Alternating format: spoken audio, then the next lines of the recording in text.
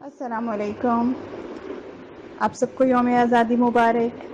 آزادی انسان کی بنیادی ضرورت ہے. آزادی پر دو نقطۂ نظر سے بحث کی جاتی ہے. نمبر 1 کہ انسان آزاد پیدا ہوا ہے، اسے آزاد رہنا چاہیے، یعنی جیسے چاہے جیے. دوسرا یہ کہ یہ دنیا ایک قید خانہ ہے، یہاں انسان پابند ہے، اسے پابند رہنا چاہیے، آزاد نہیں. آج ہم آزادی کے موضوع کو ذرا ایک نئے انداز سے دیکھتے ہیں. سب سے پہلے ہم آزادی اور غلامی کے مفہوم کو سمجھتے ہیں. مختلف لوگوں کا خیال ہے کہ ایسا کیسے ممکن ہے کہ جیسے چاہو جیو کی اجازت دے دی جائے. انسان اگر چاہتا ہے کہ چوری کرے، ڈاکے ڈالے، لوگوں کی دل آزاری کرے، ظلم کرے، تو اس کو کیسے اجازت دی جا سکتی ہے؟ اس سلسلے میں اشفاق احمد صاحب کہتے ہیں کہ اگر کوئی بکری کسی ایسی جگہ سے گزر رہی ہے جہاں دونوں طرف ہریالی ہے اور اس کا جہاں سے دل چاہ رہا ہے وہ کھا رہی ہے، تو کیا وہ آزاد ہے؟ آپ کا خیال ہو سکتا ہے کہ وہ آزاد ہے، لیکن نہیں. وہ اپنی فطرت کے ہاتھوں غلام ہے. وہ اس بات پر مجبور ہے کہ جب اسے ہریالی نظر آئے اور وہ بھوکی ہو تو ضرور کھائے. انسان کی مثال بھی کچھ اسی طرح ہے. اللہ نے انسان کو اچھے اور برے کی تمیز سکھا دی ہے. اسے معلوم ہے کہ چوری کرنا بری بات ہے، اسے علم ہے کہ کسی پر ظلم کرنا اچھی بات نہیں ہے، وہ جانتا ہے کہ کسی کو تکلیف پہنچانا غیر اخلاقی حرکت ہے. آزادی کا مفہوم یہ ہے کہ جس کام کو صحیح سمجھا جائے اسے ہی کیا جائے. اگر انسان کا نفس اسے چوری کرنے پہ اکسا رہا ہے اور وہ چوری کر لیتا ہے تو وہ آزاد نہیں ہے بلکہ غلام ہے. اگر انسان کو کوئی کام مکمل کرنا ہے مگر وہ سستی کی وجہ سے نہیں کرتا، ٹال مٹول سے کام لیتا ہے اور سمجھتا ہے کہ وہ جو چاہے کرے کیونکہ وہ آزاد ہے، تو وہ یاد رکھے کہ وہ آزاد نہیں ہے، غلام ہے. عقل مند انسان آزاد اور بیوقوف انسان غلام ہوتا ہے. 3 چیزیں تمام جانداروں کی بنیادی ضروریات ہیں: غذا، تحفظ اور آزادی. غذا اور تحفظ کے ساتھ آزادی بھی جانداروں کی ضرورت ہے. وہ جاندار چاہے پودے ہوں، جانور ہوں یا انسان، ان تینوں کی آزادی ایک دوسرے سے مختلف ہے. جیسے پودوں کے راستے میں اگر رکاوٹ لگا دی جائے تو نشو و نما رک جاتی ہے. جانوروں کو اگر آزاد ماحول نہ ملے تو وہ بھی صحت مندانہ انداز میں نہیں بڑھ سکتے. انسان کی آزادی ان سے مختلف ہے. انسان کی آزادی یہ ہے کہ وہ ایسے کام کرے جنہیں کرنے کی خواہش اس کے دل میں مچل رہی ہے. اگر وہ ایسے کام نہیں کرتا جنہیں کرنے کے لیے وہ پیدا کیا گیا ہے تو وہ بھرپور، خوشحال اور پرسکون زندگی نہیں گزار سکتا.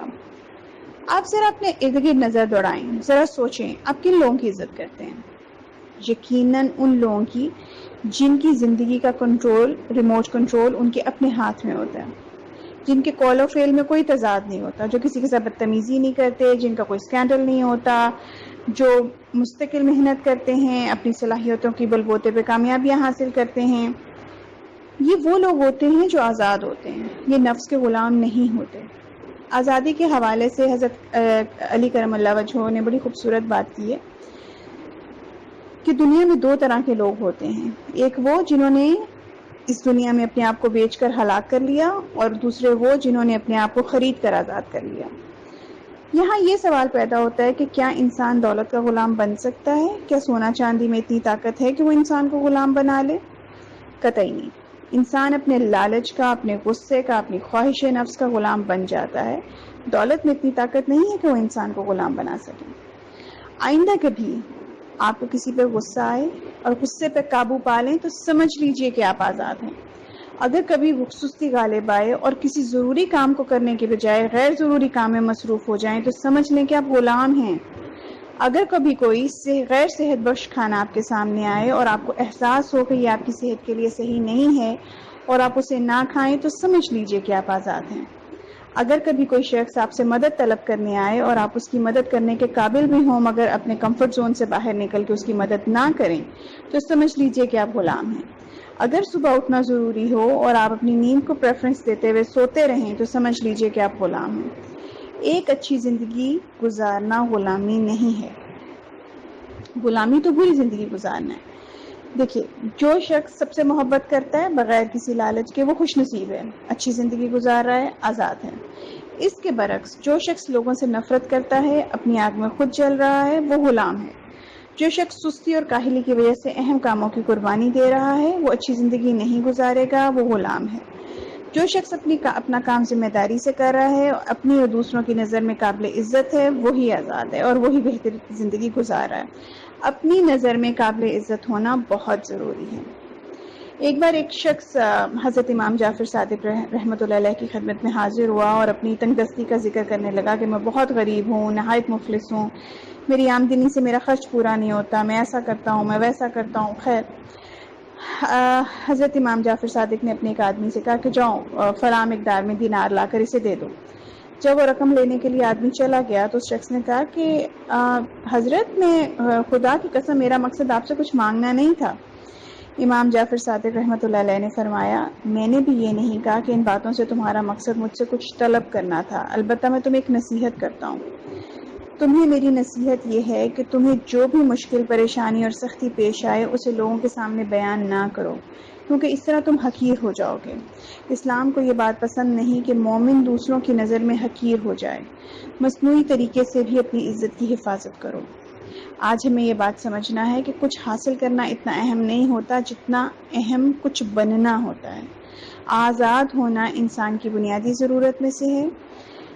آج ہمارے لیے جاننا بہت ضروری ہے کہ ہم کیسا انسان بننا چاہتے ہیں، ہم میں کس قسم کی خوبیاں ہونی چاہیے، وہ خوبیاں جنہیں ہم حاصل کر کے اپنی ایک پرسکون زندگی گزار سکتے ہیں۔